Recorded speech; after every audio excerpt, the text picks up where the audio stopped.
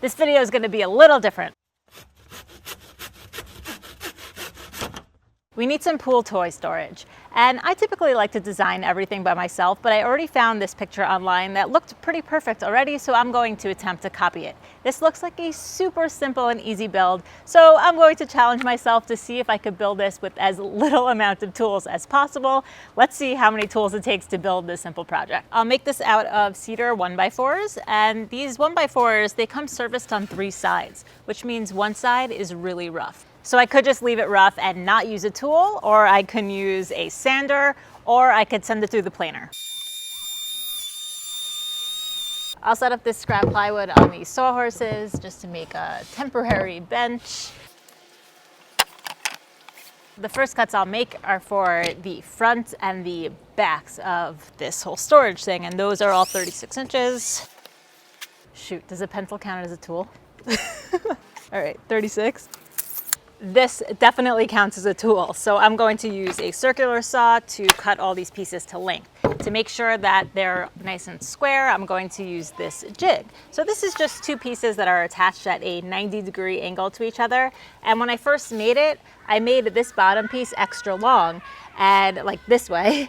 And then I made an initial cut with my saw, making sure that the shoe was riding along this edge over here. And after it made that first cut, I know that whenever I take this and line this up on any of my cut lines, it will always cut on that line. And I know that the cut is always going to be square because I know that I attached these 2 pieces square to each other.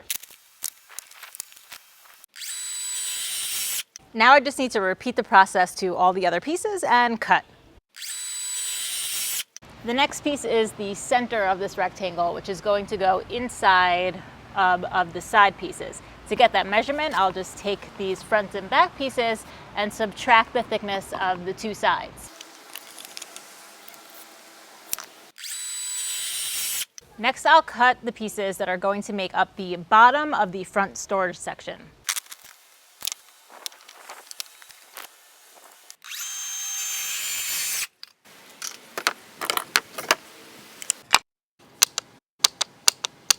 I'm going to pre-drill some holes to assemble everything, and I want to make sure that they're all even because I'm not going to plug them up because that would add more tools. It's really important to pre-drill on these boards here because this is so close to the end. If I just went ahead and screwed this to the other boards, it's likely that this would crack. So this is just a really important step.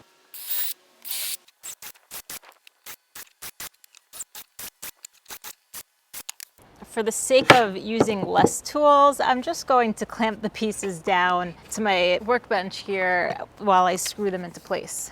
Trying to keep them as square as I possibly can. Probably not going to be perfect. I'm going to add a tool here. I used a drill to pre-drill all the holes, and I'm going to use a driver to drive the screws in. You definitely do not need both, but it definitely makes it easier to not have to switch back and forth.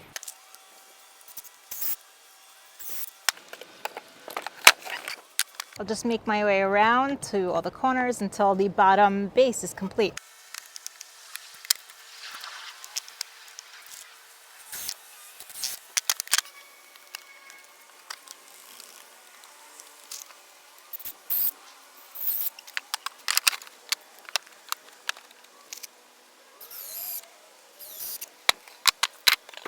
Now I'll do basically the same thing for the 2 boxes that are going to make up the taller part of the smaller front storage section.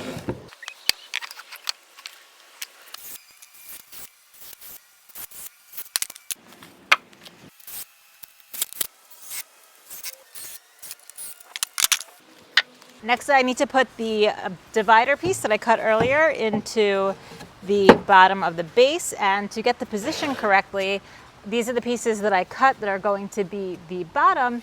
I can just place them in here and use that as a spacer for where to install this. I marked out and pre-drilled all those holes, and now I could just lock it into place. You know, I'll clamp it first, actually. Push it up against these pieces. All right, I'm bringing out another tool. So I'm going to drill some pocket holes in the bottom of these pieces that are going to be the bottoms of the storage compartment.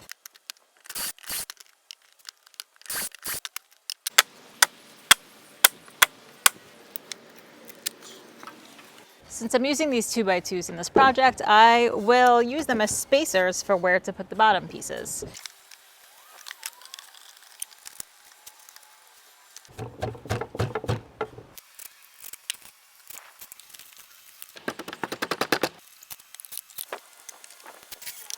Now for the rest of them, I'll just try to evenly space them out. This looks like it's the middle, so I'll screw it into place here.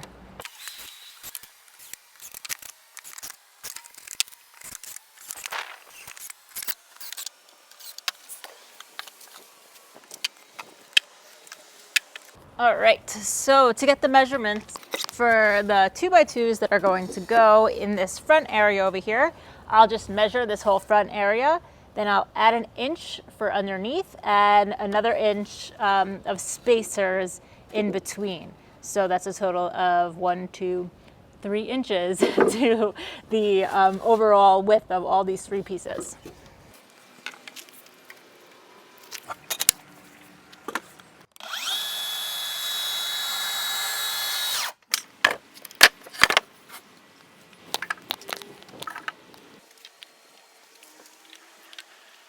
And the last pieces to cut, I guess I would call these stretchers that are going to connect these posts in the middle and the back. And now I'll just sand everything to 220. Now I'll install these 2x2s into these boxes, and I'm going to start doing this upside down. So this is actually the top box from that front storage section. And I'm doing it upside down like this so that that top part of the 2x2 is flush with the top part of this box. And I'll come from the other side, making sure not to hit any of the other screws that are in this area.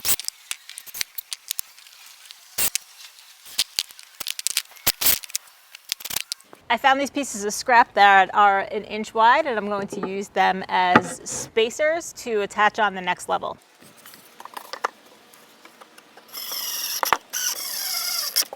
And lastly, I will set up the base. I put it on the 2x2s just to keep it up off the ground, and I'll put those 1-inch spacers in place. Bring in the rest of the bin, and now there's a perfect 1-inch spacing. Now I'll attach it in. Next up, the tall pieces in the middle.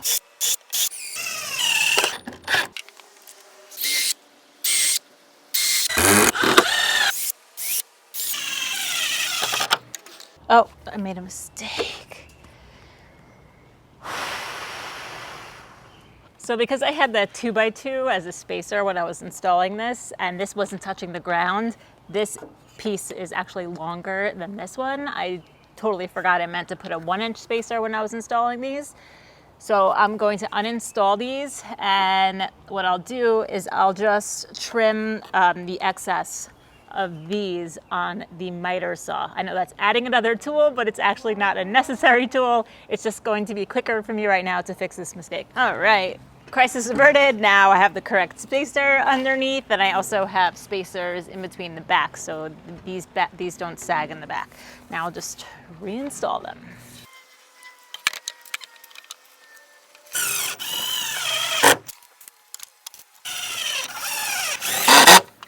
And now with those same spacers in, I'll install the back uprights.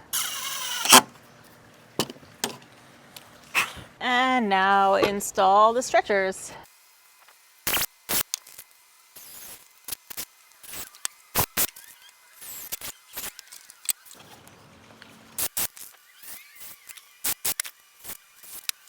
Now I just gotta finish it.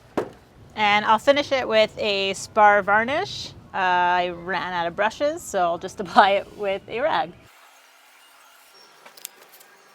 I'm going to do 3 coats of this, or maybe 4, we'll see. Now I'll just set it into place here. And the last step is to just add some hooks underneath here to hold some goggles. All right, let's fill it up now. So we have all these small little diving toys, and these would fall through the cracks of those slats that I used for the bottom. So I made this quick little box from the scraps. This is just glue and brad nails, and I drilled some holes in the sides to use as handles to lift it out. Nothing fancy here, but it's going to serve a purpose. So all these diving toys fit into this little box, and this little box fits into here.